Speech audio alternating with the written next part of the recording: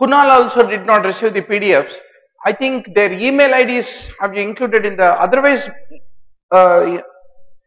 people may miss, so best is to post it on the Facebook so that they can download every day's notes. That is what we will try to do. So sorry for those who didn't receive the notes. What we will do is online MBBS www.facebook.com/online MBBS.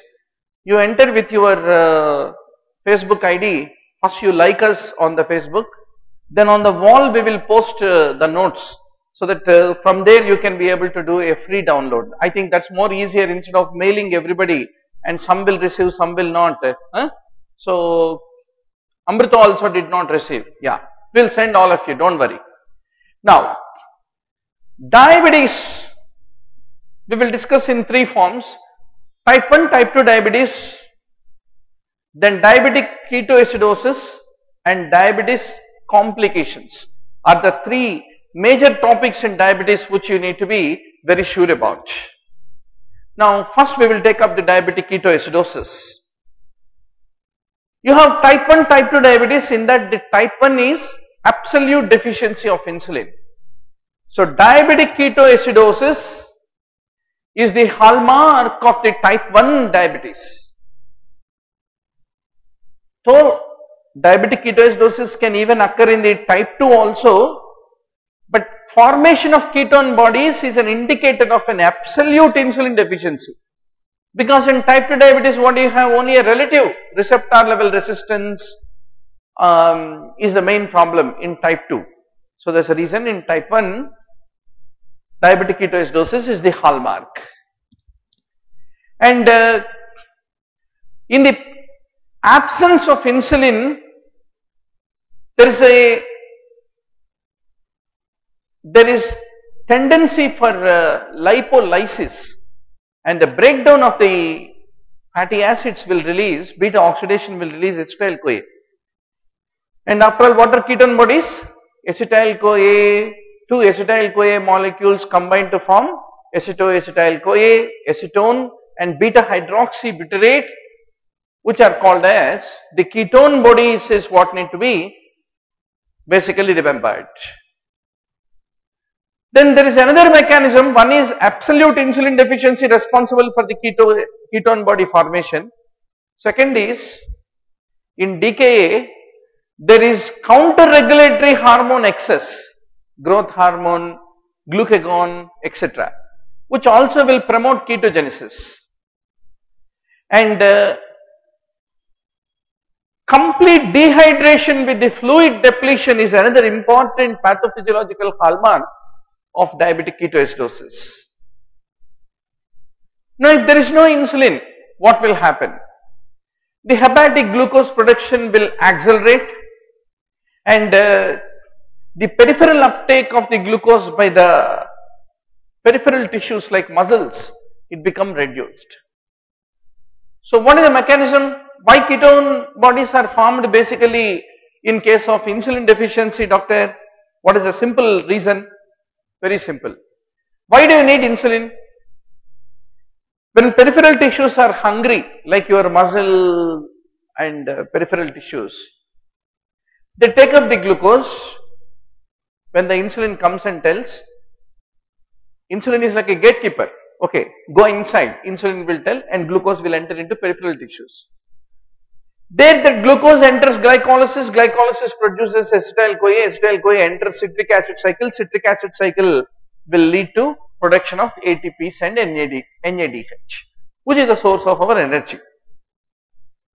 Suppose if there is no insulin, then the peripheral tissues cannot be able to use the glucose, because glucose cannot enter into peripheral tissues. Then naturally peripheral tissues will all feel hungry. They will be saying, "Mom, we are very hungry, please feed us." Who is the mother in our body? Liver.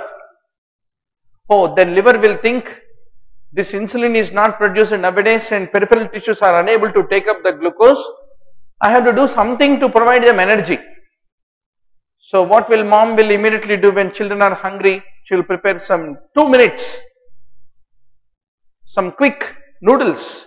So like that, what liver will do? It will break down the fat and release the acetyl-CoA and directly will send the acetyl-CoA to the tissues. So that normally what is the purpose of taking up glucose by the peripheral tissues? The taken up glucose will be converted into acetyl-CoA at the end of glycolysis. If the glucose can't be taken up, directly liver will produce acetyl-CoA and provide it to the peripheral tissues. And for the taking up of acetyl-CoA directly by the peripheral tissues, they don't require insulin. But how will liver will do that? It will break down the lipid, produces the acetyl-CoA, packs it in the form of ketone bodies, acetyl-CoA, beta hydroxybutyrate and acetone, and then it will release into blood so that they will reach the peripheral tissues, and without the need of insulin they will be taken up by the tissues and they are reconverted into acetyl-CoA and they will be used for the energy by the peripheral tissues. So that is the reason ketogenesis typically happen in the situation of the insulin deficiency is what you have to basically understand. Now you may get a doubt. Ask me that doubt. What is that? When the liver produces the ketone bodies, it itself may feel hungry and eat it back. There are two specialities for the liver. Liver is the only organ in the body which is capable of producing ketone bodies. Nobody has that knowledge. Cooking speciality, culinary knowledge is not there for anybody to produce ketone bodies. Unfortunately, liver is the only organ in the body which cannot reconvert the ketone bodies back into acetyl-CoA. That enzyme which is required for converting ketone bodies back into acetyl-CoA is present only in peripheral tissues. That is the beautiness of the God's creation. So, the liver is the only organ to produce ketone bodies, liver is the only organ which can't use ketone bodies. That the 2 points understood. Now, doctor, ketone bodies are produced. Then there is also dehydration, loss of fluid and electrolytes, rise of the plasma osmolality, rapid lipolysis and release of the fatty acyl-CoA and the formation of the ketone bodies in the mitochondria in the liver and accumulation of them leading to the development of metabolic acidosis. These are all the things which are seen in diabetic ketoacidosis. So for ketoacidosis to occur, what is required? Absolute insulin deficiency is one of the important prerequisites. Then patients will have profuse vomitings that will worsen the dehydration, that will also lead to dyselectrolytemias. That is another important problem. And because of the excessive acetone among the ketone bodies, there is a distinctive smell, acetone smell. One of our professors used to smell it and say, bed number 4 there is a DKA patient. His smelling capabilities were so good. Now, the acidosis stimulates the respiratory centers and that leads to hyperventilation, and there is a progressive dehydration leading to impairment of the renal excretion of hydrogen ions. If the dehydration is very severe and the glomerular filtration is decreased, then the secretory function of the distal tubule collecting ducts for the H plus ions is lost. So that will further worsen the acidosis. Remember, dehydration decreases GFR, decreases the acid secreting ability of the kidney and lead to H plus ion accumulation in the body, leading to further worsening of the acidosis is what I want to underscore to all of you. Now, once the pH falls below 7, what will happen? There are some enzymes which are dependent, they are the pH dependent enzymes. So, they can typically suffer.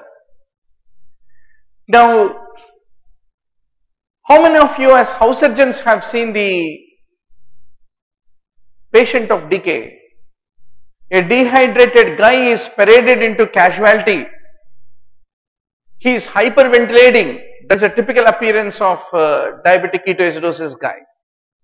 So hyperventilation, nausea, vomiting, abdominal pain and sometimes coma can be the presenting features of the diabetic ketoacidosis is what you need to basically remember. For the Kavita, video is not visible. Please check that, whether only for her or for others also. Huh? Yeah. Now, if you look at the skin of DKA patient, it is totally dry and the body temperature is subnormal. So that is one important pitfall. What predisposes to diabetic ketoacidosis? Some underlying infection. A patient of type 1 diabetes, when he has an underlying infection or if he is not taking insulin properly, or in type 2 diabetes, why diabetic ketoacidosis occur? If they have an episode of stroke or heart attack, MI, then the DKA get precipitated. So doctor, the problem is, if there is a DKA, if the underlying cause is an infection, generally infection is supposed to produce fever. But a infection in the setting of a DKA, the temperature is subnormal instead of pyrexia. So that is one important caveat which you need to be little careful about. So how do you diagnose?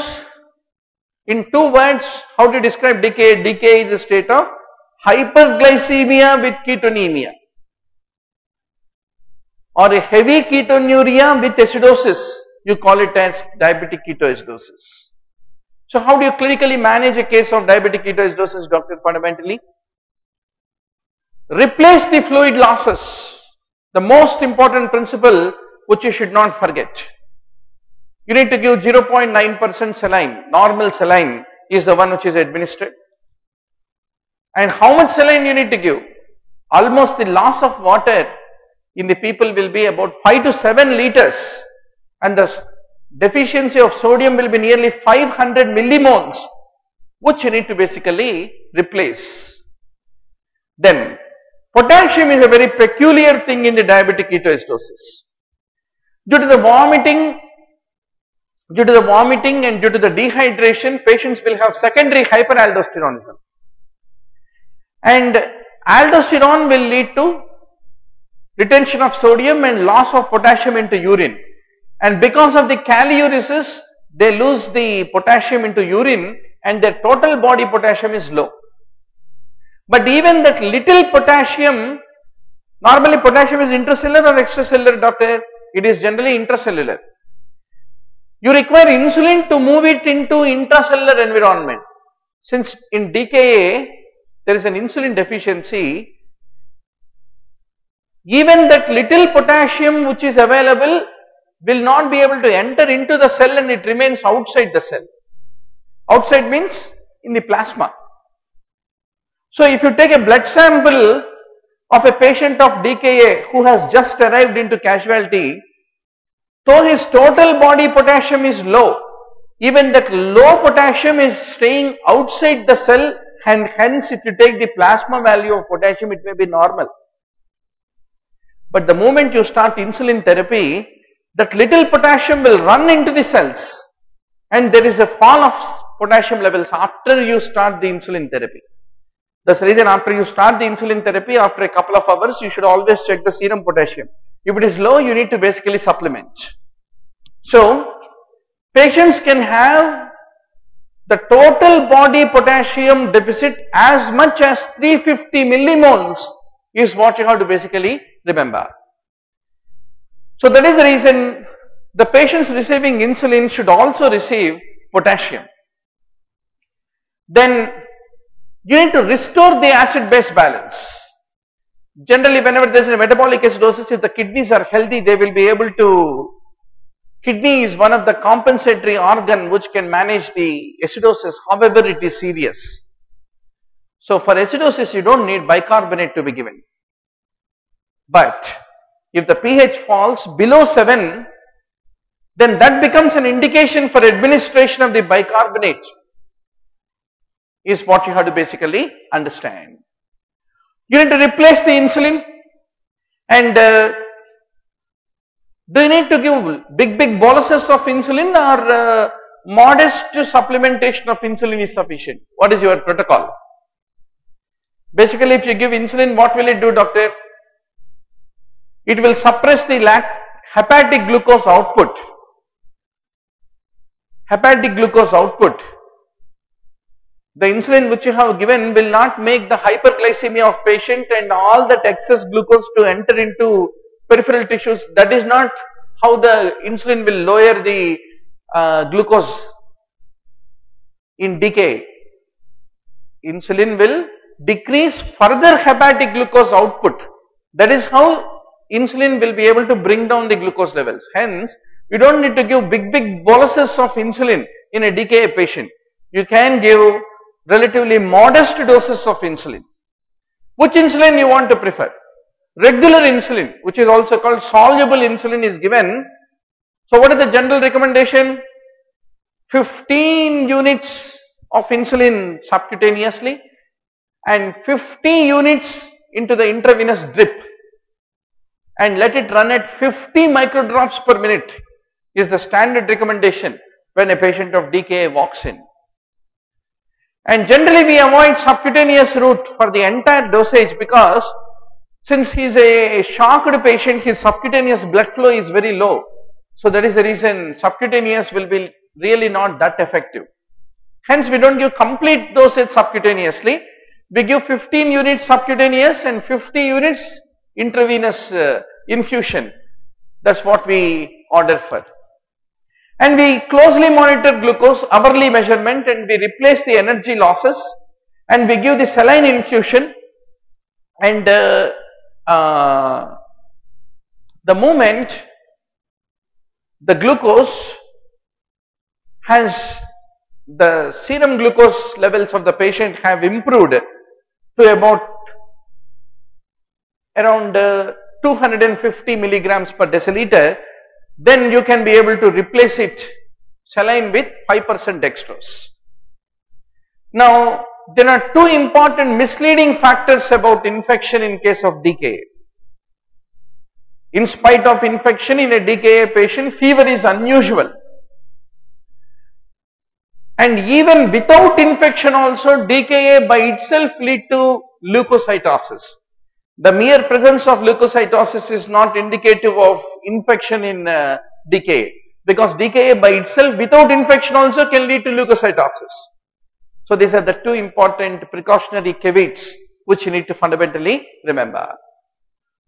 So can you summarize what is the case management of the diabetic ketoacidosis, doctor? Phase 1, we need to give insulin.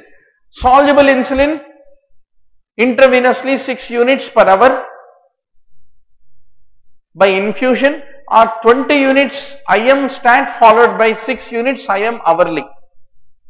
Then we need to give fluid replacement, 0.9% sodium chloride, normal saline. With 20 millimoles of KCl per liter we need to add into the infusion.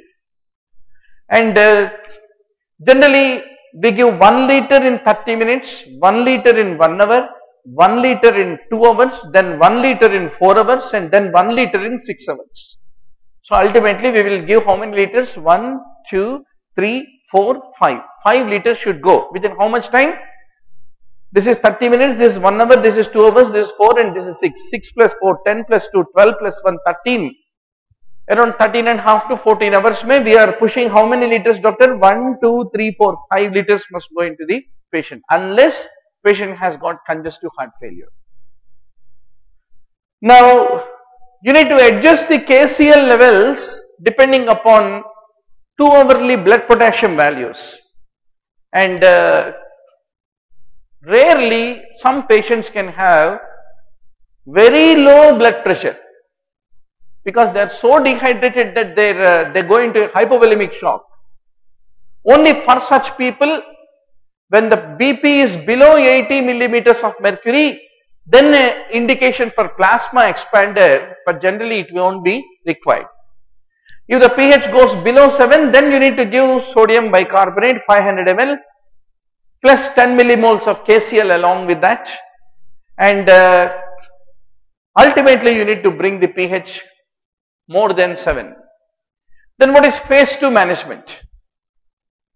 When the blood glucose level falls to 180 to 216, then you need to change the infusion fluid from normal saline into 5% dextrose. So then you need to give 1 liter 5% dextrose plus 20 millimoles of potassium chloride 6th hourly. And you need to continue the insulin, and you need to get the hourly blood glucose test results. And when the blood glucose reaches 270 milligram per deciliter, the infusion should run 3 units per hour insulin. Then when the blood glucose reaches 180 milligrams per deciliter, then the insulin should run 2 units per hour. So that is the recommendation. That is a phase 2. Then once the patient is stable, generally what is the rule in diabetic ketoacidosis, doctor? By next day, patient should be able to wake up and then have a cup of coffee. You are the night duty house surgeon in charge. By next day morning, you need to have the early morning tea, and patient also should be in a position to start taking orally tea. That stability you need to bring across the tempest of the night. Now, once the patient is stable, able to eat and drink normally, you need to basically transfer the patient to 4 times daily subcutaneous insulin regime based on how much insulin you have administered in the past 24 hours. Then what are the main problems in management? Patient can develop hypotension, which can lead to renal shutdown, and that's the reason if the BP is altogether below 80, then that becomes an indication for plasma expander. And if the BP is very low, then you need to put a central line in order to know whether the fluid replacement is adequate or not.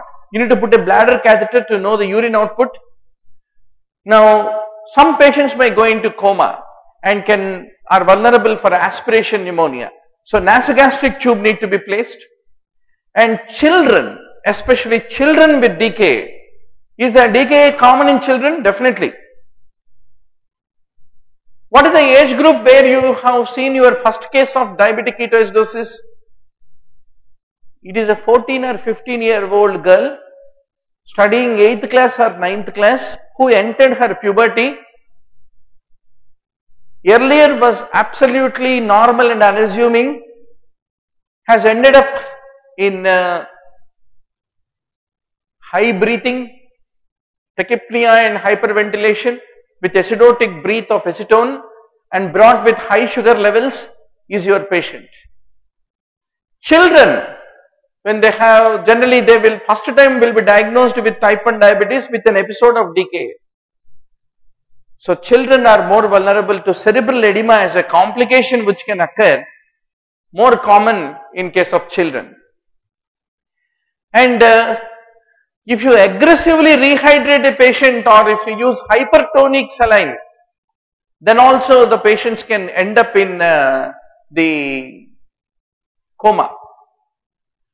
And if at all patient develops cerebral edema, mortality will be very high. Then hypothermia is another important complication which can develop in the patients who have got DKA. And the core body temperature below 33 degrees, you may overlook it, you may not recognize it unless you have taken the rectal temperature. Hypothermia can be another important difficult complication to manage.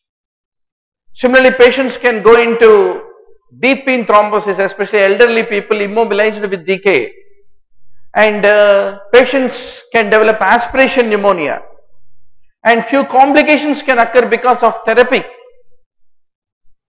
Patients can develop hypokalemia. If you are not supplementing the potassium and only giving insulin to a patient, patient can go into hypokalemia. And if you are aggressively parading insulin into the body, patient can go into hypoglycemia.